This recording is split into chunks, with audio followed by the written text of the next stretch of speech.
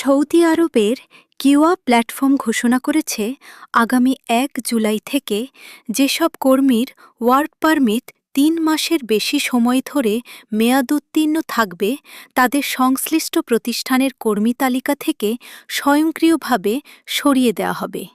এর অর্থ হল, যদি কোনো প্রতিষ্ঠানে কর্মরত প্রবাসীর ওয়ার্ক পারমিট দীর্ঘদিন নবায়ন না করা হয়, তাহলে সেই কর্মীর তথ্য আর প্রতিষ্ঠানের সক্রিয় কর্মী তালিকায় থাকবে না।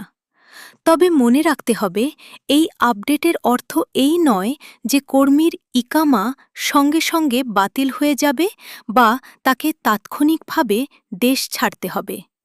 এটি মূলত কিওয়া সিস্টেমে কর্মীর রেকর্ড ব্যবস্থাপনার একটি প্রশাসনিক পরিবর্তন। সংশ্লিষ্ট বিষয়ে প্রয়োজন হলে কর্মী ও নিয়োগকর্তাকে কিওয়া এবং মানব সম্পদ মন্ত্রণালয়ের নির্দেশনা অনুসরণ করতে হবে। যারা বর্তমানে সৌদি আরবে কাজ করছেন তারা অবশ্যই নিজেদের ওয়ার্ক পারমিট এবং ইকামার মেয়াদ নিয়মিত যাচাই করুন।